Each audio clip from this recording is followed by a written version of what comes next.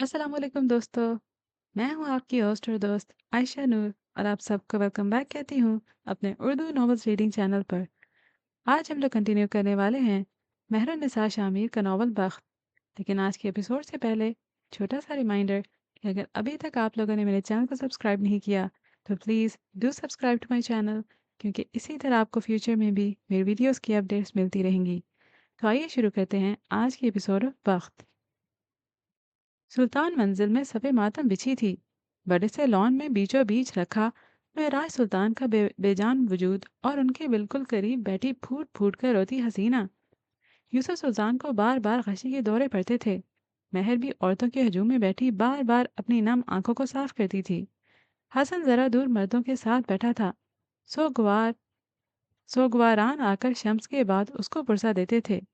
उसके आंसू बह रहे थे, जिन्हें वो बार बार अपनी आस्तीन से रगड़ता था। उमर को दरवाजे के बाहर ही रोक लिया गया था। वो बेबसी और गुस्से के मारे चक्कर पे चक्कर लगा रहा था। औरतों के हजूम में एक स्याह आंखों वाली लड़की भी थी। उसकी आंखें अब भी खुश्क थीं। वो रो नहीं रही थी। वो किसी को देख नहीं रही थी। औरतों ने उसको कई बार रुलाने की कोशिश की थी। उसके चेहरे पे हल्के थप्पड़ मारे थे, लेकिन वो ऐसे बैठी रही जैसे कोई पत्थर का मुजस्मा। उसकी नज़रें किसी गैर मरई नुक्ते पे जमी थीं। हसन ने उसको देखा था। वो अपनी जगह से उठकर उसके करीब आया था। हाले को इस तरह देखकर उसका दिल मजीद करता था। उसकी जान निकल रही थी। वो आहिस्ते से उसके पास आकर बैठा था। उसको कुछ कहने के बजाय वो चेहरा झुकाए रोता गया, यहाँ तक कि उसकी हिचकियां बन गईं। हारून उसको देखते हुए आया था और उसके कंधे पे हाथ रखे कुछ कह रहा था। कोई तसल्ली, कोई दिलासा, कोई सब्र की तलकीन। हाले ने एक झटके से हारून का हाथ हसन के कंधे से हटाया था। मेरे भाई को और मुझे तुम्हारे सहारे की जरूरत नहीं है हारून शाहिद। वह कारदार लहजे में बोलती हसन को अपने साथ लिपटा गई थी। सहारा मिलते ही हसन फूट फूट कर रोने रोने लग गया था। तुमने कहा था तुम बाबा को लेकर आओगी, तुमने कहा था हाले, तुम नहीं ला सकी। तुम झूठी हो, तुम सब झूठे हो। कोई मुझे मेरा बाप नहीं लाकर दे सका। तुम लोगों के मसले मेरा बाप खा गए। तुम लोगों की दुश्मनियां मेरे बाप की जान ले गई। वो रोते हुए खुद को हाले के हिसार से निकालने की कोशिश कर रहा था, जिसे हाले नाकाम बनाए हुए थी। तुम सब लोग, तुम सब एक दिन सेट हो जाओगे। तुम सब स्टेब्लिश हो जाओगे। तुम तो मेरे साथ हुआ है, हाले मैं कहाँ जाऊं। वो चिल्ला नहीं रहा था। उसकी आवाज़ धीमी थी, इतनी कि बस हाले ही सुन सके। वो हजूम में अपनी बहन को बुरा नहीं कह सकता था। उसी वक्त मैयत को उसकी आखिरी आराम गाह तक ले जाने का शोर बुलंद हुआ था। हाले के दिल से जैसे खून रिसने लगा था। हसन बेख्तियार सीधा हुआ था। ये ले जाएंगे हाले, ये बाबा को ले जाएंगे। हम यतीम हो जाएंगे। मैं यतीम हो जाऊंगा। मेरा दिल फट रहा है यार। उसके आंसू में रवानी आ गई थी। शाहिद ने उसे कंधों से थाम कर उठाया था। नवाल अब हाले के पास आ गई थी और उसको सीने से लगा लिया था। कुछ भी हो, ये वही बच्ची थी जिसको उन्होंने अपनी गोद में खिलाया था, जिसकी शरारतों से उनका घर गूंजता था, जो हमेशा उनसे हिसाब में बात करती थी, जिसकी वजह से उनका बेटा अजियत में था। लेकिन हाले की ये हालत देखकर उनका दिल कट रहा था।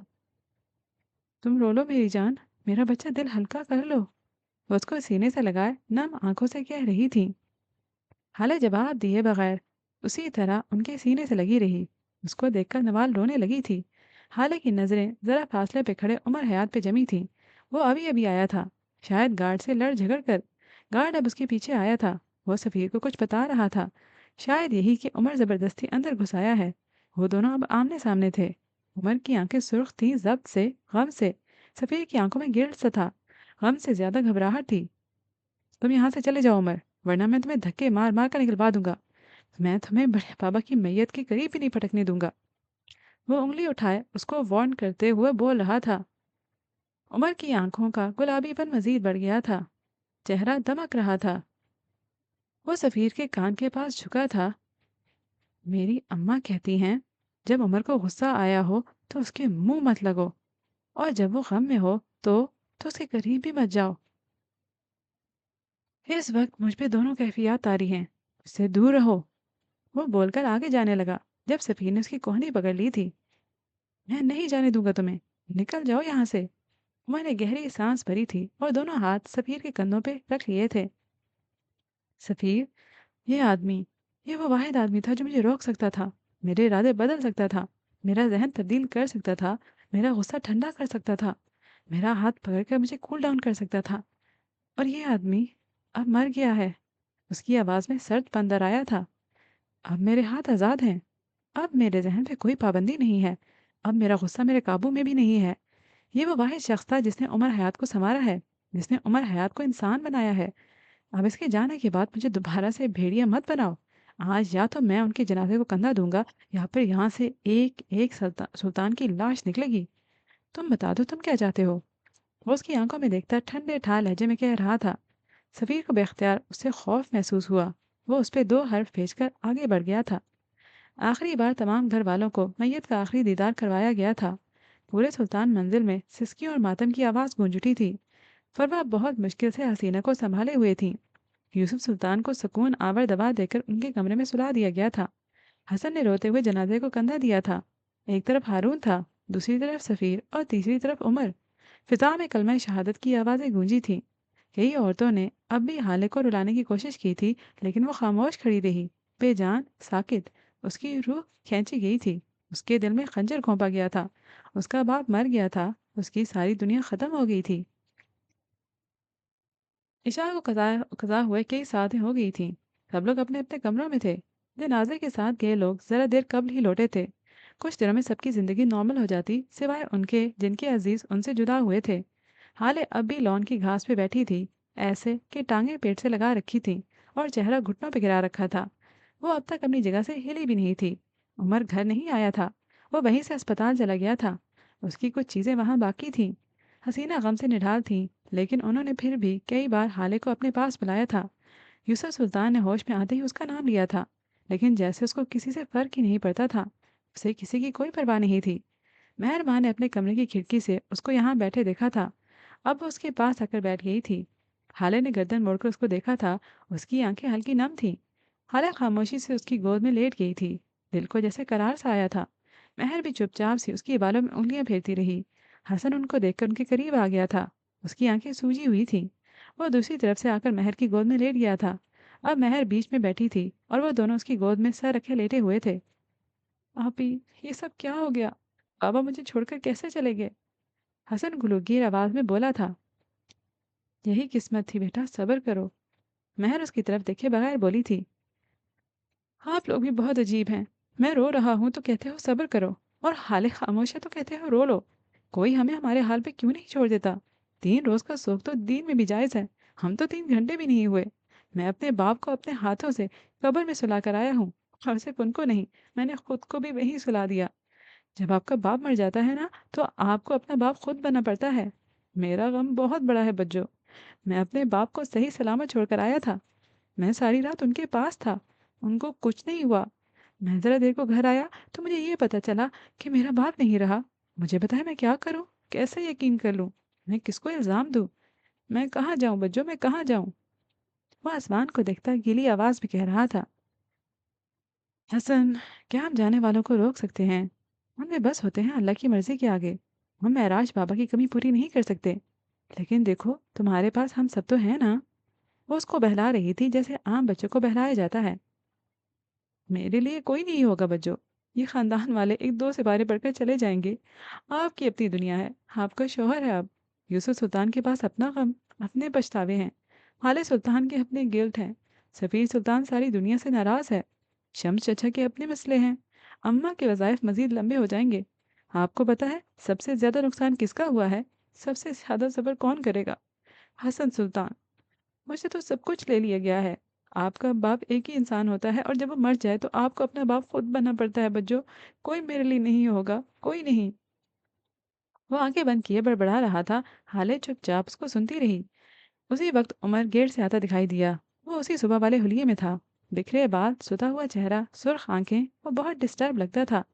وہ قدم قدم چلتا حالے کے قریب آ کر رکا تھا۔ اس کو دیکھ کر حسن تیش سے اٹھا تھا۔ کس کی اجازت سے آئے ہو تم یہاں؟ ہمت کیسے ہوئی؟ وہ سرخ آنکھوں سے غرایا تھا۔ عمر نے افسوس اس کو دیکھا تھا۔ میں تم سے عمر اور رتبے دونوں میں بڑا ہوں، مجھے آپ کہو بچے۔ وہ نرمی سے بولا تھا۔ میں تمہیں اپنے گھر میں نہیں برداشت کر رہا، اور تم مجھ سے تعلقات بنا رہے ہو؟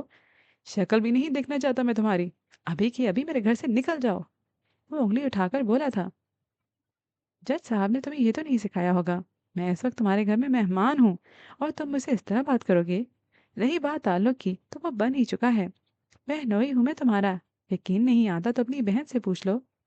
वो जीन्स की जेबों में हाथ डाले सुकून से कहता हसन के साथ महरमा को भी चौंका गया था। महरमा अब उठ खड़ी हुई थी। हाले उसके साथ ही उठी थी। उसने ये सब क्यों कहा ये वो खुद भी नहीं जानता था। उसे बस हाले को अपने साथ रखना था और उसके लिए जो करना पड़ता वो कर जाता। हसन की आंखें बेयकीनी से फैली थीं। उसने हैरानी से हाले को देखा था। ये क्या कह रहा है हाले? तुम तुम उसके साथ निकाह कराई हो? सच कह रहा है। आज बाबा ने हम दोनों का निकाह करवाया है। वो बेतासुर लहजे में बोली थी। तुम कैसे कर सकती हो ये? वो पूरी कुवत से धड़ा था। मैं तुम्हारा भाई हूँ। तुम मेरे बगैर कैसे किसी से निकाह कर सकती हो? वो सदमे से बोला था।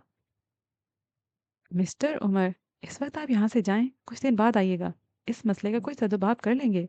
इस वक्त हमारा खानदान एक ट्रॉमा से गुजर रहा है। हमारे घर के बड़े कोई फैसला उस वक्त नहीं कर सकते। मेहरबान सीने पे हाथ बांधे नरम लहजे में बोली थी। आपके घर के 100 बड़ों को आज मैं देख चुका हूँ। सुबह उनके फैसले भी देख चुका हूँ मैं। पर मैं अपनी बीवी को आपके घर के ऐसे बड़ों के पास छोड़कर नहीं जा सकता। आपके घर के बड़े हाथों से फैसला करते हैं, जो कि इस बार मैं बर्दाश्त नहीं करूंगा। उसके लहजे में तपिश थी। अभी महर या हसन कुछ कहते जब हाले बोल पड़ी। मुझे जाना चाहिए, काफी देर हो गई है। वो नॉर्मल लहजे में बोली थी। तुम इसके साथ जाओगी? इसका क्या भरोसा है? हाले, बेवकूफ़ी मत करो। अब्बा कितनी देर से तुम्हें बुला बुला कर थक गए हैं। अम्मा गम से निढाल हैं, लेकिन फिर भी तुम्हारा नाम लिए जा रही हैं और तुम इसके साथ जाओगी? महर बरहमी से बोली थी। आपके अब्बा ने आज मुझे इस घर से निकाल दिया है। आपकी अम्मा ने मुझे तब इस आदमी के साथ भेजा था जब हमारा कोई ताल्लुक भी नहीं था। मुझे अब कुछ सख्त कहने पे मजबूर न करें और जाने दें। तो तुम सबसे बदला लोगी? वो खफगी से बमें भींचे खड़ी थी। पछतावों से बड़ा बदला कोई नहीं होता। यूसुफ सुल्तान और हसीना महराज को इनके पछतावों में जीने दें। मैं हाले सुल्तान हूँ। मैं निकाली हुई जगह पे दोबारा नहीं आती। यह घर आज मेरे बाप के मरने के साथ मेरे लिए जलकर राख हो गया। अब मेरा इसके मकीनों से कोई ताल्लुक नहीं। और मैं, मुझसे भी कोई ताल्लुक बाकी नहीं है। हसन दुख से बोला था। तुम और मैं खून है हसन, हमें कोई जुदा नहीं कर सकता। हमारा ताल्लुक कभी नहीं टूट सकता। तुम इस आदमी के लिए मुझे छोड़ी हो हाले। मैं तुम्हारा भाई हूँ। मैं इसीलिए यहाँ से जा रही हूँ हसन, क्योंकि तुम मेरे भाई हो। तुम मुझे समझ सकते हो। मुझे समझो, खुदा के लिए मुझे जाने दो। यहाँ नहीं रह सकती मैं। तुम खुद गर्ज हो रही हो हाले। तुम बस अपना सोच रही हो। तुम मेरा भी तो सोचो। बाबा के बाद मेरा कौन है? कुछ वक्त के लिए अपनी अना को सुला नहीं सकती तुम? मैं तुम्हारा भाई हूँ। इसलिए तो मैं कहता हूँ मत जाओ। मैं अकेला हो जाऊंगा। अगर मुझसे ताल्लुक रखना है तो उसके साथ नहीं जाओगी तुम। और अगर आज तुम इसके साथ चली गई तो हम दोनों के दरमियान कोई ताल्लुक नहीं बचेगा। फैसला तुम्हारा है। उसका लहजा दो टोक था। हाले के दिल पे किसी ने पैर रखा था। तुम्हारा और मेरा ताल्लुक कोई नहीं तोड़ सकता हसन। तुम खुद भी नहीं। ये तुम्हारी रगों में बहता खून। ये हमारे ताल्लुक की बुनियाद है। और जब बुनियादें मजबूत हों तो घर नहीं टूटते। तुम इस खून को निकाल कर नहीं फेंक सकते। तुम हमारा ताल्लुक नहीं खत्म कर सकते। वो एक एक लफ्ज पे जोर देकर बोलती आगे बढ़ गई थी। मैं इस खून को निकाल कर नहीं फेंक सकता हाले, लेकिन मैं इस खून को बेहिस कर सकता हूँ। और अभी तुमने हसन सुल्तान की बेहिसी नहीं देखी। वो पीछे से बोला था। हाले के कदम जरा देर को थमे थे, लेकिन फिर वो आगे बढ़ गई थी। हसन ने जख्मी नजरों से उसको जाते देखा था। हाले ने एक अजनबी की खातिर उसको छोड़ दिया। वो बदगुमानी की इंतहा को पहुंचा हुआ था। हारून शायद अपने कमरे में बेड पे बैठा था। वो गैर आरामदेह सा लगता था। एक टांग को इस तरह कैफियत में हिला रहा था। उसका दिल चाह रहा था कमरे की एक एक चीज को उठा उठाकर दीवार में दे मारे। वो बार बार चेहरे पे हाथ फेरकर खुद को पुरसुकून करता। वो गहरे गहरे सांस ले रहा था। उसकी आंखें बार बार भर जाती, जिनको वो बेदर्दी से रगड़ रहा था। उसकी नज़र ड्रेसिंग टेबल पे पड़ती तो उसको लगता जैसे ये ड्रेसिंग में पड़ी सारी चीजें उसको कह रही हों। आओ हारून, शाहिद आओ। फेंको हमें जमीन पे किरची किरची कर दो। हमें तोड़ दो। सब बर्बाद कर दो। सब कुछ जुल्म हुआ है तुम्हारे साथ। आओ हमारे साथ जुल्म करो। निकालो अपने अंदर की आग। वो जब उनसे नजर हटाता तो कमरे की दीवार पे लगा बुक शेल्फ उस पे हंसता था। वो भी कहता था। क्या हुआ हारून, हार गए तुम? उठो, हम पे गुस्सा उतारो। हमसे गम हल्का करो। हमें नजरे आतिश करो। उठो हारून, फेंको हमें। तुम हारे हुए इंसान हो। तुम कभी कुछ नहीं कर सकते हारून। ہم تمہارا غم ہلکا کرنے کا واحد سہارا ہیں، ہم تمہارے ساتھی ہیں، آؤ، ہمیں نیچے پھینکو، ہمیں پھاڑ دو۔ وہ بار بار اپنے چہرے پہ دونوں ہاتھوں سے ہلکے ہلکے تھپڑ مارتا۔ کنٹرول ہارون، کنٹرول، تم بہادر ہو، تم اپنی سپر پاور ہو، تم سروائیور ہو، کنٹرول، کسی چیز کو نہیں توڑو گے تم، کچھ غلط نہیں کرو گے تم، calm down Haroon, calm down, easy ہو جاؤ، بالکل ایزی۔ وہ بار بار خود کو تسلی دیتا، دلاسا دیتا، اپنے آنسو رگڑتا، خود کو باز رکھے ہوئے تھا۔ اس کا سینہ جل رہا تھا، وہ بار بار اپنے سینے کو مسلتا تھا، ہتھیلی کے مکے بنا بنا کر سینے پہ مارے جاتا۔ وہ جب سے گھر آیا تھا اس کی یہی حالت تھی۔ تھوڑی دیر بعد اس نے انٹرکام اٹھایا تھا اور اپنے ملازم کو کمرے میں بلا لیا تھا۔ ملازم دوڑتا ہوا آیا تھا۔ عابد، گھر میں کوئی پین کلر رکھے ہیں تو لے آؤ۔ وہ اس کی طرف دیکھے بغیر بولا تھا، سر، گھر پہ تو کوئی پین کلرز نہیں ہیں، میں مارکیٹ سے لے آتا ہوں۔ ابھی وہ تابیداری سے بولا تھا، نہیں، اتنا وقت نہیں ہے میرے پاس، مجھے 2 منٹ کے اندر اندر رنگ چاہیے۔ کچھ بھی کرو، 2 منٹ سے اگر تیسرا منٹ ہو گیا تو میں آج تمہیں مار دوں گا۔ وہ غرایا تھا، سر، میرا کیا قصور ہے، رنگ تو آپ ہی کو پسند نہیں تھے نا۔ وہ 18 سالہ لڑکا رو دینے کو تھا۔ ہارون نے غصہ ضبط کر لیا اور یہاں سے وہاں چکر لگانے لگا۔ اچانک ہارون کے ذہن میں کچھ کلک ہوا تھا۔ وہ پورا کا پورا عابد کی طرف مڑا تھا۔ تم تم ایسا کرو، جاؤ ٹوتھ پیسٹ لے کر آؤ ماما کے کمرے سے، اپنے کمرے سے اور گارڈس کے کمروں سے، سب کے ٹوتھ پیسٹ لا کر مجھے دے دو، 5 منٹ کے اندر اندر۔ وہ تیز تیز بول رہا تھا۔ عابد بھاگتا ہوا گیا تھا اور جب 5 منٹ بعد اس کی واپسی ہوئی تو اس کے ہاتھ میں مختلف قسم کے ٹوتھ پیسٹ تھے۔ ہارون نے جلدی سے سب اس کے ہاتھ سے لے لیے تھے۔ وہ ایزل اور کینوس پہلے ہی سیٹ کر چکا تھا۔ یہ دونوں چیزیں اس کو حالہ نے گفٹ کی تھیں۔ اگر کوئی اور اس کو پینٹنگ سے متعلق کوئی چیز دیتا تو وہ اس کو پھینکنے میں 1 منٹ نہ لگاتا، لیکن یہ حالے کا تحفہ تھا۔ اسے سارے ٹوتھ پیسٹ ایک پلیٹ میں ذرا ذرا کر کے سجائے تھے۔ اس کے پاس پینٹنگ برش تک نہیں تھے۔ اس نے انگلیوں کی پوروں پہ ذرا سا پیسٹ اٹھایا تھا۔ بسم اللہ الرحمن الرحیم، اس نے زیر لب پڑھا تھا، اپنے کانپتے ہاتھوں سے ایک سٹروک لگایا تھا۔ وہ رنگ نیلا تھا۔ اس کی آنکھوں نے رنگ پہچان لیا تھا۔ اس نے نم آنکھوں سے ایک اور سٹروک لگایا تھا۔ یہ رنگ سبز تھا۔ اگلا رنگ سفید تھا۔ اس سے اگلا رنگ نیلا تھا۔ اگلا سٹروک ملٹی کلر تھا۔ ہر رنگ اپنی جگہ پہ آ گیا تھا۔ ہر رنگ ترتیب پہ تھا۔ ہارون شاہد کی نم آنکھیں چمکنے لگی تھیں، خوشی سے، تشکر سے۔ وہ اس ایزل اور کینوس کو اسی طرح چھوڑے رنگ والے ہاتھوں کو بغیر دھوئے اسی جگہ اپنے کمرے کے فرش پہ سجدہ ریز ہو چکا تھا۔ وہ خوش تھا، بے انتہا خوش۔ وہ رو رہا تھا، بلک بلک کر، پھوٹ پھوٹ کر۔ اگر اسے ہالے لے لی گئی تھی تو اس کو رنگ واپس مل گئے تھے۔ اس کو اپنی زندگی کی سب سے بڑی خوشی مل گئی تھی۔ سب سے محبوب شوق واپس مل گیا تھا۔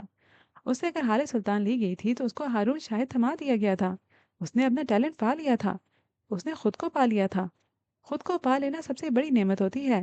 اب اس کو کسی اور کی محبت کے پیچھے بھاگنے کی ضرورت نہیں تھی۔ اس کو ایک محبت کے مقابلے میں اس سے ذرا کم صحیح لیکن ایک ایسی محبت دی گئی تھی جو اس کو ہیل کر سکتی تھی، جو ہارون شاہد کا غم ہلکا کر سکتی تھی، جو اس کے جلتے دل پہ ٹھنڈی پھوار بن کر اس کا دل ٹھنڈا کر سکتی تھی۔ تھوڑی دیر بعد وہ اٹھا تھا اور ایک کے بعد ایک سٹروک لگانا شروع کر دیا تھا۔ اس کے ہاتھ مہارت سے چل رہے تھے۔ اس کی انگلیاں جیسے اس کام کی عادی تھیں۔ اس کا ذہن اس کام کو کبھی بھولا ہی نہیں تھا۔ یہ اس کا واحد ہنر تھا۔ یہ اس کا محبوب شوق تھا۔ یہ کام اس کا پہلا عشق تھا۔ رات کا نہ جانے کون سا پہر تھا جب اس نے پینٹنگ کو آخری ٹچ دیا تھا۔ اس کے کمرے کی ساری بتیاں روشن تھیں۔ ان کی روشنی پینٹ کیے ہوئے اس چہرے پہ پڑ رہی تھی۔ وہ وہی چہرہ تھا جو محبت کے قابل تھا، جو قدر کے قابل تھا، جو بے مول نہیں تھا، جس کی دنیا بھر کی خوشی پہ حق تھا، جس کا اداس رہنے پہ بھی حق تھا، جس کا حق تھا کہ اس کو مانا جائے، اس کو سنوارا جائے، اس کا خیال رکھا جائے۔ وہ چہرہ کس کا تھا بھلا؟ وہ ہارون شاہد کا چہرہ تھا، مسکراتا ہوا پرسکون چہرہ۔ وہ اپنے گھر کے باہر گلی میں کھڑا تھا۔ اسٹریٹ پولز کی روشنی میں اس کے چہرے پہ پڑی ہی تھی۔ اس کی آنکھیں سرخ تھیں۔ فون کان سے لگا رکھا تھا۔ فون کے اسپیکر سے نفیسہ حیات کی آواز آتی تھی۔ آپ کو آنا چاہیے تھا اماں، وہ آپ کے دوست تھے، آپ دونوں نے ایک بہت اچھا وقت گزارا تھا ساتھ، آج تو آ جاتی۔ وہ دکھ سے کہہ رہا تھا۔ بیٹے، میں اسلام آباد میں ہوں، ساری فلائٹس کینسل ہو گئی آج کی، میں گاڑی میں اتنا لمبا سفر نہیں کر سکتی تھی، میری مجبوری سمجھو۔ عمر نے کوئی جواب نہیں دیا۔ وہ بس نظریں جھکائے اپنے جوکرز کو دیکھتا رہا۔ عمر بیٹے، ہمت کرو، تم اب اکیلے نہیں ہو، تم پہ ذمہ داری ہے، حال حیات کی ذمہ داری، حسن سلطان کی ذمہ داری۔ تم میرے بیٹے ہو عمر، اس طرح تو ہمت نہیں ہارا کرتے تھے۔ ان کا لہجہ اداس تھا۔ اماں، میں بہت اکیلا ہو گیا ہوں۔ یہ شہر یہ سارا شہر مجھے کھانے کو آتا ہے۔ میں بھرے جہاں میں خود کو تنہا محسوس کر رہا ہوں۔ مجھے اب تک اس بات کا یقین نہیں آ رہا کہ کیوں مجھے چھوڑ کر جا سکتے ہیں۔ میرا دل زخمی ہو گیا ہے۔ یہی ہوتا ہے جب کوئی بہت قریبی چھوڑ کر چلا جائے تو یہی ہوتا ہے عمر۔ 10 سال پہلے میں نے بھی یہی محسوس کیا تھا، لیکن وقت سب سے بڑا مرہم ہے۔ یہ ہیل کر دے گا۔ وہ ابھی خاموش رہا تھا۔ نفیسہ نے بات پلٹ دی تھی۔ تم نے کچھ پتا کیا حالے کے ساتھ یہ سب کچھ کس نے کیا ہے؟ کیسے پتا کروں اماں؟ صبح اٹھتے ہی یہ سب کچھ ہو گیا۔ ذرا سی دیر گزری نہیں تھی کہ جج صاحب نے بھی مجھے چھوڑ دیا۔ 5 منٹ بھی مجھے یہ سوچنے کو نہیں ملے کہ حالے میری گاڑی میں آئی کیسے۔ میں سب کو فکس کرنا چاہتا ہوں، لیکن میرے پاس ذرا سا بھی وقت نہیں ہے۔ میرے دل میں جیسے آگ سی لگی ہے۔ حالے سے بات کرو، اس سے پوچھو، کوئی ہنٹ، کوئی اشارہ، کچھ تو ہوگا جو اسے معلوم ہوگا، جو اس نے نوٹ کیا ہوگا۔ عمر نے تلخی سے سر جھٹکا تھا۔ ان کو لگتا ہے یہ سب میں نے کیا ہے۔ ان کو لگتا ہے اپنی سب سے قیمتی رشتے کو میں اپنے ہاتھوں سے مار چکا ہوں۔ اماں، وہ ہر بات کا الزام مجھے دیتی ہے اور میں سن لیتا ہوں۔ اس لیے نہیں کیونکہ وہ معراج سلطان کی بیٹی ہے، اس لیے کیونکہ ان کا دل ہلکا کرنا چاہتا ہوں۔ اس وقت ان سے زیادہ اذیت میں ہوں، کیونکہ میرے پاس کوئی ایسا نہیں ہے جس کو الزام دے کر میں بری و ذمہ ہو جاؤں۔ سب سے زیادہ گلٹ میں ہوں۔ اگر میں حالے کی ضد نہ مانتا تو یہ سب نہ ہوتا۔ اگر ایک رات میں نہ سوتا تو کون سی قیامت آ جاتی۔ اگر اس ایک رات میں اپنا فون آف نہیں کرتا تو یہ سب نہ ہوتا۔ میں اس رات خود غرض نہ ہوتا تو آج جج صاحب زندہ ہوتے۔ اس کا گلٹ ایک بار پھر عود آیا تھا۔ لیکن تم کچھ تو جانتے ہوگے عمر، کوئی انسان، کوئی دھمکی، آخر کس نے قتل کیا مہراج کو؟ وہ اب بھی متفکر تھی۔ عمر کرنٹ کھا کر سیدھا ہوا تھا۔ قتل؟ آپ نے قتل کہا؟ آپ ایسا کیسے کہہ سکتی ہیں اماں؟ وہ بے قراری سے پوچھنے لگا۔ نفیسہ متعجب ہوئی تھی۔ تو کیا تمہیں یہ قدرتی موت لگتی ہے؟ عمر، are you kidding me؟ ان کو دوسرا ہارٹ اٹیک آیا ہی کیوں؟ وہ اپنی بیٹی کو اس کے حوالے کر چکے تھے جس پہ وہ آنکھیں بند کر کے اعتبار کرتے تھے، اور اب پلیز یہ مت کہنا کہ بدنامی کا خوف ان کی جان لے گیا۔ He was not that type. وہ اس قسم کے آدمی نہیں تھے۔ اگر ایسا ہوتا تو کل رات ہی مر جاتے۔ ذلت آن دا اسپاٹ جان لیتی ہے۔ اگر اس کو 10 منٹ کے لیے جھیل گئے تو ساری زندگی بھی جھیل سکتے ہیں۔ تو اب تم عمر حیات، تم مجھے یہ بتاؤ کہ معراج سلطان کی جان کس نے لی؟ ان کی آنکھیں بند تھیں۔ وہ فینٹیسی ورلڈ میں تھیں۔ وہ یہ باتیں عمر حیات سے نہیں کر رہی تھی، وہ یہ بات کورٹ میں کھڑے ہو کر وہاں بیٹھے جج و وکلا اور وہاں بیٹھے لوگوں سے کر رہی تھی۔ عمر شل سا ان کو سنے گیا۔ آپ شور ہیں اماں؟ وہ بدقت بول پایا۔ If Nafisa says it's a murder, then it's a murder۔ یہ بات میں نہیں کہتی، یہ بات میرے ہر کیس کا ہر جج کہتا تھا۔ میں نے ایک عمر خرچ کی ہے ان کاموں میں، ایسے ہزار قتل میں ثابت کر چکی ہوں۔ وہ سکون سے بول رہی تھی۔ میں تھوڑی دیر پہلے اسپتال اسی لیے گیا تھا اماں، لیکن مجھے لگا تھا یہ بس میرے دماغ کا فطور ہے۔ مجھے لگا کہ میری جاب نے مجھے ہر کسی پہ شک کرنا سکھا دیا ہے، لیکن نہیں، میں صحیح تھا اماں۔ میرے اندازے، میرے دل کی گواہی درست تھی۔ وہ پرجوش ہو گیا تھا۔ اب آپ دیکھیے گا اماں، جس نے بھی یہ کیا ہے میں اس کے ساتھ کرتا کیا ہوں۔ اس کی آنکھوں سے شرارے پھوٹ رہے تھے۔ حالے سے نرمی سے پیش آنا عمر، اس کا غم بہت بڑا ہے۔ وہ تھوڑی دیر بعد بولی تھی۔ عمر گردن اونچی کی آسمان کو دیکھنے لگا۔ وہ واحد عورت ہے جسے میں چاہ کر بھی سختی نہیں کر سکتا۔ میں خود کو اس کے سامنے بے بس محسوس کرتا ہوں اماں۔ وہ جادو کرتی ہے، وہ مجھے ہپنوٹائز کر دیتی ہے۔ وہ آسمان کو دیکھتا آنکھیں بند کیے کہہ گیا، وہ اس وقت کہاں ہے؟ میرے گھر میں ہے۔ لیکن کیوں؟ وہ تمہارے ساتھ آ کیسے گئی؟ عمر کے ہونٹوں پہ استہزائیہ مسکراہٹ آئی تھی۔ وہ اپنے گل سے جان چھڑوانا چاہتی ہے۔ آخری بار جج صاحب نے ان کو میرے ساتھ جانے کا کہا تھا، وہ نہیں آ سکی، اور اب وہ یہاں بس اپنے باپ کی آخری خواہش پوری کرنے آئی ہیں۔ وہ صبح ہوتے ہی یہاں سے چلی جائیں گی اور میں ان کو روک نہیں پاؤں گا۔ تم کون ہو؟ نفیسہ نے عجیب سے لہجے میں سوال کیا تھا۔ عمر چونک اٹھا تھا۔ وہ جانتا تھا نفیسہ اس سے اس کا نام، ساتھ یا پیشہ نہیں پوچھ رہی، وہ اسے آگے کی بات کر رہی ہیں۔ میں سمجھا نہیں۔ وہ سیدھا ہو گیا تھا۔ میں جانتی ہوں تم نے صبح سے لے کر اب تک مجھے سب پتا ہوتا ہے، ایک بار بھی نہیں کہا ہوگا، اور میں یہ بھی نہیں مان سکتی کہ تم اپنے خاندان کے ایک آدمی کو ہسپتال میں اکیلا چھوڑ کر آئے ہو۔ تم یاد کرو عمر، تم نے کسی وفادار کو تو وہاں چھوڑا ہوگا۔ کوئی تو ایسا ہوگا جو جھوٹ نہ بولے، جو چاہ کر بھی جھوٹ نہ بول سکے۔ کیا تم نے ایسا کوئی بھی اس اسپتال میں نہیں چھوڑا؟ اور اگر نہیں چھوڑا تو یہ وہ عمر نہیں ہے جو میرا بیٹا تھا، جس کو میں نے پالا، جس کی تربیت میں نے کی، جس عمر کو معراج سلطان نے گر سکھائے، جس کو معراج نے دنیا دکھائی۔ उस उमर को सब पता होता था, वो सब कुछ कर सकता था। तुम उस मोहल्ले में नहीं खड़े हो उमर, उस फेज से निकल आओ तुम, उससे काफी आगे निकल आए हो। अपने दिल से, अपने दिमाग से वो सोचें निकाल दो जो तुम्हें कमजोर कर रही हैं। हाले को ताकत बनाओ, कमजोरी नहीं। वो ऐसी लड़की नहीं है जिसको कमजोरी बनाया जाए। वो हाले सुल्तान है बेटे, वो महराज सुल्तान की बेटी है। तुम उसका मत सोचो वो क्या करेगी, कहाँ जाएगी। तुम ये सोचो उमर क्या करेगा, हाले को कहाँ लेकर जाएगा। तुम ये मत सोचो कि हाले सुबह क्या करेगी। तुम ये सोचो कि उमर हयात सुबह तक क्या कुछ कर सकता है। तुम फोकस लूज मत करो बेटे, गिल्ट को नोच कर निकाल फेंको और अपने कदमों पे खड़े हो जाओ। अभी 12 बजने में 10 मिनट हैं और सुबह होने में 6 घंटे बाकी हैं। तुम 6 घंटों में क्या कर सकते हो उमर, ये तुम्हें पता होना चाहिए। उमर जैसे ख्वाब से जागा था। इस सीरियस हालात में भी उसके लब मुस्कुराहट में ढले थे, एक जख्मी मुस्कुराहट। मैं समझ गया हूँ अम्मा, मैं जानता हूँ अब क्या करना है। मुझे चीज़ें वहीं से फिक्स करनी है जहाँ से ख़राब हुई थी। मुझे पता लग गया है हाले को कैसे रोकना है। मैं जानता हूँ वहाँ मेरे बाद कौन आया होगा। तुम्हें कैसे पता? फ़ोन के स्पीकर से आवाज़ आई थी। मुझे सब पता होता है। वो एक एक लफ्ज़ को तोड़कर अदा करता फ़ोन काट चुका था। वह अपनी जोन में वापस आ गया था। रात हर गुजरते पल के साथ गहरी होती जा रही थी। हाले उमर के साथ उसके घर आ गई थी। सारा रास्ता उन दोनों की कोई बात नहीं हुई थी। उमर खामोश था, गमज़दा था। हाले अब तक शौक थी। महराज सुल्तान जा चुके हैं। उसका बाप अब इस दुनिया में नहीं है। उसका दिल और दिमाग इस हकीकत को तस्लीम करने से इनकारी थे। वो उमर के घर के एक कमरे में बेड की पायंती से टेक लगाए ठंडे फर्श पे बैठी थी जब उमर हाथ में एक ट्रे लिए उसके पास आया। ट्रे में एक भाप उड़ाता चाय का मग और सैंडविच रखा था। हाले के करीब ट्रे रखकर वो खड़ा हो गया था। हाले ने उसको नहीं देखा था। ये खा लीजिए, इसके बाद मैंने डॉक्टर को बुलाया है। आपका चेकअप जरूरी है। वो सपाट से अंदाज में बोल रहा था। हाले ने अब भी उसकी तरफ नहीं देखा था। उसने खामोशी से चाय का मग उठा लिया था। उमर उसको देखे गया। वह एकदम हाले ने खोलता हुआ चाय का मग उमर के पैरों पे उछाल दिया था। दोनों पैरों पे चाय गिरी थी। उमर के लबों से हल्की की आवाज निकली थी। उसने तकलीफ से आंखें मीच ली थी, लेकिन अपनी जगह से हिला भी नहीं था। मैं जब जब तुम्हें देखती हूँ ना उमर, मेरी तकलीफ नए सिरे से शुरू हो जाती है। वो दीवार को देखते हुए बोल रही थी।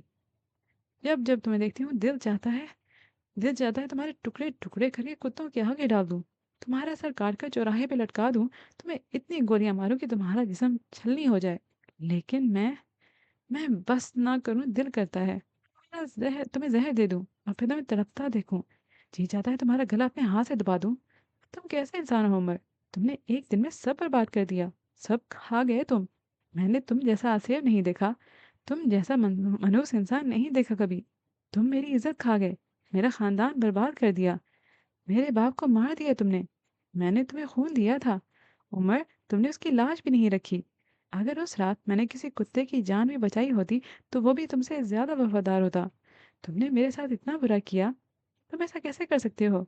तुम्हारी वजह से मैं आखिरी दफा अपने बाप के गले नहीं लग सकी। ये गिल्ट मेरे दिल में बर्छी की तरह खूब गया है। तुम एक दिन में मेरी सारी दुनिया खा गए। मैं क्या करूं उमर, कहाँ जाऊं? भरे मजमे में सफाई देकर भी खुद को बेगुनाह न साबित कर पाना कैसी अजियत है। तुम्हें क्या पता, जरा देर को नजरों से ओझल होने और वापसी पे किसी अपने की लाश देखना कैसी अजियत है। तुम क्या जानो, मैं अगर तुम्हें मार भी दूं तो मैं अपना बाप वापस नहीं ला सकती। उसने बाजू आंखों पे रख लिया था। उमर उसके पास आकर बैठ गया था। पैरों में इतनी जलन हो रही थी कि खुदा की पनाह।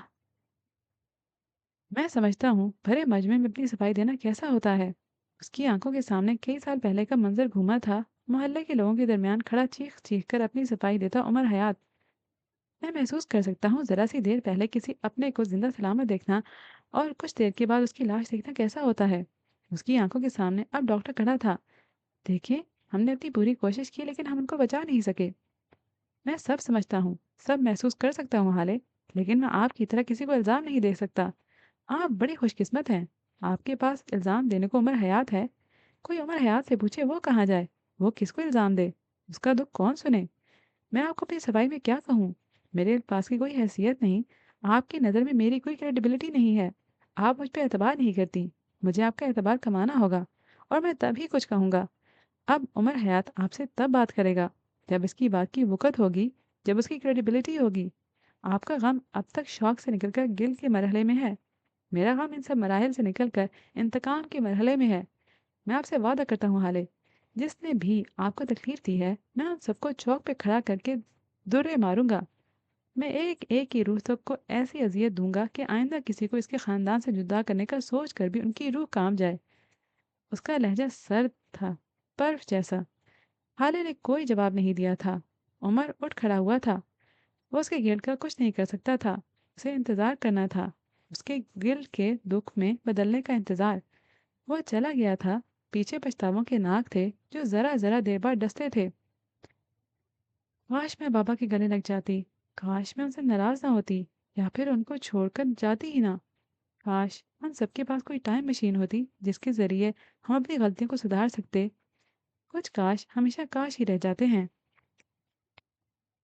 آج کی رات ایسی سیاہ اور تاریک تھی جیسے کسی جنگل کی رات، ایسی خاموش تھی جیسے قبروں میں ہوتی ہو۔ لیکن یہ رات سلطان منزل کے کمرے کے لیے بہت مختلف تھی۔ یہاں کسی کی ساری زندگی کی دعائیں پوری ہوئی تھیں، کسی کی قربانی کا بدلہ دیا گیا تھا۔ یہ مہر ماں اور سفیر کا کمرہ تھا۔ وہ سفیر کے کمرے میں بیڈ پہ بیٹھی انگلیاں چٹخا رہی تھی۔ حالے کو عمر کے ساتھ گئے کافی دیر ہو چکی تھی۔ وہ تب سے لے کر اب تک سفیر کے انتظار میں بیٹھی تھی۔ اسی وقت کمرے کا لاک باہر سے کھلنے کی آواز آئی۔ سفیر بکھری ہوئی حالت میں اندر داخل ہوا۔ اس کے سیاہ کرتے پہ جا بجا سلوٹیں تھیں، بھورے بال بکھرے ہوئے تھے، بڑی ہوئی شیپ اور ہاتھ میں ایک شیشے کی بوتل۔ مہر کو دیکھ کر اس نے بوتل والا ہاتھ پیچھے کیا تھا اور سر جھکائے مہر کے قریب سے گزرتا اپنے بیڈ پر آ کر بیٹھ گیا تھا۔ آج مہر کو اس کے پرفیوم کی خوشبو بھی نہیں محسوس ہوئی تھی۔ سفیر کبھی بھی بغیر پرفیوم کے سوتا تک نہیں تھا، اسے خوشبو سے عشق تھا۔ کافی دیر کی خاموشی کے بعد سفیر نے بولنا شروع کیا تھا۔ آئی ایم سوری مہر، میں تمہارے لیے وہ سب کچھ نہیں کر سکا جو تم ڈیزرو کرتی تھی۔ اس دن میری عزت کی خاطر تم نے جو کچھ کیا وہ پرائز لیس تھا۔ اس کی پشت کو دیکھتا بول رہا تھا۔ مہر نے رخ موڑ کر اس کو دیکھا تھا۔ اٹس اوکے سفیر، میں آپ کو سمجھ سکتی ہوں، وہ نرمی سے بولی تھی۔ تم فکر مت کرو مہر، میں بہت جلد تمہیں اس رشتے سے آزاد کر دوں گا۔ تمہیں کوئی ضرورت نہیں ہے ایک انچاہے رشتے سے بندھے رہنے کی، بس ایک بار حالات نارمل ہو جانے دو۔ مہر کا دل جیسے کسی نے چیر کر رکھ دیا ہو، وہ اٹھ کھڑی ہوئی تھی۔ کیا میں نے آزادی مانگی؟ وہ چبا چبا کر بولی تھی۔ سفیر نے حیرت سے اس کو دیکھا تھا۔ آپ کو کیا لگتا ہے جب آپ کا دل کرے گا آپ مجھ سے شادی کر لیں گے اور جب دل چاہے گا آپ مجھے چھوڑ دیں گے؟ سفیر، مہر ماں کو کوئی مجبور نہیں کر سکتا۔ میں نے اپنی مرضی سے آپ سے نکاح کیا ہے کیونکہ وہ بولتے بولتے رک گئی تھی۔ کیونکہ میں آپ سے محبت کرتی ہوں، بالآخر اس نے اعتراف کر دیا تھا۔ سفیر حوانوں کی طرح اس کو دیکھے گیا۔ یہ قید میرے لیے منچاہی ہے، یہ رشتہ میرے لیے آب حیات ہے، آپ میرے لیے عشق ہیں۔ آج یا کل سے نہیں، تب سے جب سے مجھے محبت کا مطلب ہی نہیں پتا تھا۔ اور اب جب میرے ساری دعائیں پوری ہوئی ہیں تب آپ مجھے کہہ رہی ہیں کہ آپ مجھے چھوڑ دیں گے؟ آپ ایسا کیسے کہہ سکتے ہیں؟ وہ غم و غصے کے ملے جلے تاثرات لیے بول رہی تھی۔ سفیر گہری سانس بھرتا اٹھا تھا۔ مہر، میں اب تک ایک دھوکے سے باہر نہیں آیا اور ایک صدمے سے بھی۔ حالے کا دھوکا اور بڑے پاپا کی موت، میں ان دونوں چیزوں میں سٹک ہو کر رہ گیا ہوں۔ تمہارے یہ سہارے الفاظ میرے لیے کسی ڈائلاگ سے زیادہ کی حیثیت نہیں رکھتے۔ تمہارے لیے بہتر ہے کہ مجھے چھوڑ دو، اور اگر نہیں چھوڑ سکتی تو پھر تمہیں ایک بٹے ہوئے مرد کے ساتھ رہنا ہوگا، ایک ایسا مرد جو اب کبھی اعتبار نہیں کر سکے گا۔ اور مجھ سے کوئی امید مت رکھنا، یہ تمہارے لیے بہتر ہوگا۔ اگر تمہیں طلاق چاہیے تو جس دن کہو گی دے دوں گا، لیکن میں کم از کم اس لڑکی پہ اعتبار نہیں کر سکتا جس کی بہن میری عزت اور ریپوٹیشن کو خاک میں ملا کر گھر سے بھاگ گئی ہو۔ میرے لیے تم دونوں ایک جیسی ہو، خود غرض۔ وہ مہر کے بالکل قریب کھڑا بول رہا تھا، اس کی آنکھیں سرد تھیں۔ لیکن ان سب میں میرا کیا قصور ہے؟ آپ مجھے کس گناہ کی سزا دے رہے ہیں؟ کیا حالے کے بھاگ جانے میں میرا ہاتھ تھا؟ کیا میں اس کے کسی عمل میں شامل رہی ہوں؟ وہ گلابی ہوتی آنکھوں کے ساتھ کہہ رہی تھی۔ سفیر اس کی بات کا جواب دیے بغیر اپنی جگہ پہ واپس گیا تھا۔ بیڈ کی سائڈ ٹیبل کھول کر بوتل باہر نکالی۔ اب اس کے انداز میں کوئی جھجک نہیں تھی، کوئی خوف نہیں تھا۔ کچھ دیر قبل وہ اس بوتل کو ایک کزن اور بیوی سے چھپا رہا تھا، اب اس کے سامنے وہ لڑکی تھی جو گوڈے گوڈے اس کے عشق میں ڈوبی تھی۔ اس کے سامنے کون سی جھجک، کیسی حیا؟ مرد اس عورت کے سامنے سب سے زیادہ ڈر ہوتا ہے جو اسے محبت کرتی ہو، کیونکہ وہ اسے ٹوکتی نہیں، صحیح غلط سے، برے اچھے سے، کیونکہ وہ ڈرتی ہے اپنے محبوب کی ناراضگی سے۔ سفیر جانتا تھا مہر بھی کچھ نہیں کہے گی، سو بوتل اٹھائے کمرے سے ملحقہ اسٹڈی کی طرف بڑھ گیا۔ آج کی رات اس حرام مشروب کے نام پیچھے مہر تھی اور اس کے لاتعداد دکھ۔ وہ مل کر بھی اس کو نہ مل سکا۔ مل کر نہ ملنے کی اذیت بہت بڑی ہوتی ہے۔ تو اسی پوائنٹ پہ آج کی ایپیسوڈ کو ختم کرتے ہیں۔ انشاءاللہ آگے بھی اسی پوائنٹ سے کنٹینیو کرتے ہیں۔ امید کرتی ہوں ابھی تک کی اسٹوری آپ کو پسند آ رہی ہوگی۔ اگر ایسا ہے تو کامنٹ سیکشن میں لکھنا مت بھولیے گا۔ اس کے علاوہ بھی کامنٹ سیکشن میں مجھے آپ کی نام ریکمنڈیشنز کا انتظار رہے گا۔ انشاءاللہ آئندہ ملتے ہیں، تب تک کے لیے ہنستے رہیے گا، مسکراتے رہیے گا۔ اللہ حافظ۔